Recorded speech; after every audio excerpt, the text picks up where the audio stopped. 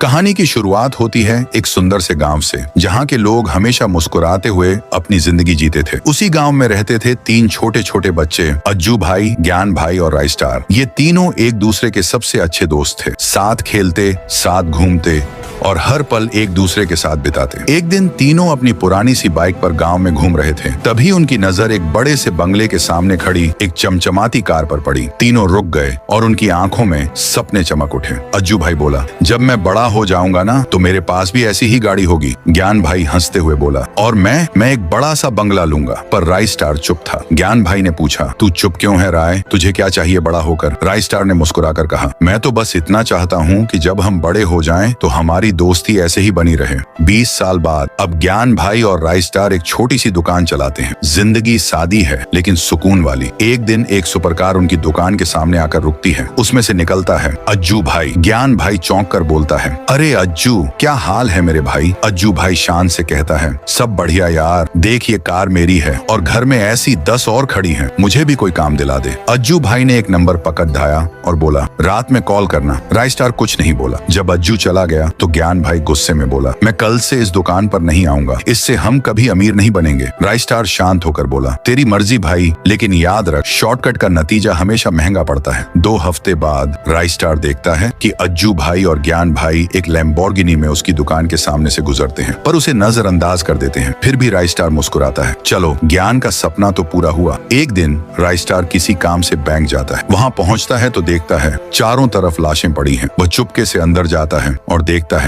अज्जू भाई और ज्ञान भाई बैंक लूट रहे होते हैं। राय स्टार दौड़ता हुआ उनके पास पहुँचता है। ये तुम क्या कर रहे हो? ज्ञान भाई गुस्से में चिल्लाता है, तू बीच से हट जा रहा है वरना तुझे भी मारना पड़ेगा। राय स्टार मना करता है और तभी अज्जू और ज्ञान दोनों उस पर गोली चला देते हैं। राय स्टार बेहोश हो जाता है। जब उसे होश आता है, डॉक्टर कहते हैं, किस्मत अच्छी थी, गोली दिल को नहीं लगी। थोड़ी देर बाद अज्जू भाई भागता हुआ आता है। राय भाई, वाइट 444 के गुंडों ने ज्ञान को पकड़ लिया है। बैंक लूट के बाद वो हमें घेर के पैसा छीन लिए। मैं तो भाग गया पर ज्ञान पकड़ा गया। राय स्टार का गुस्सा अब आसमान छू रहा था। अब जो भी हो, ज्ञान को मैं बचा के रहूंगा। वाइट 444 चिल्लाता है, हमारे इलाके में चोरी करेगा तो मरेगा। ज्ञान रोते हुए बोलता है, मार दो मुझे, मैंने अपने ही भाई जैसे दोस्त को मारने की कोशिश की है। तभी एक बड़ा धमाका होता है। धूल के बादल हटते हैं और एंट्री होती है राय स्टार और अज्जू भाई की। जबरदस्त फाइट होती है। राय स्टार और अज्जू भाई मिलकर वाइट 444 और उसके गुंडों का सफाया कर देते हैं। धुंध हटते ही ज्ञान भाई देखते हैं वाइट 444 भाग चुका है। जैसे ही वो पीछे मुड़ते हैं,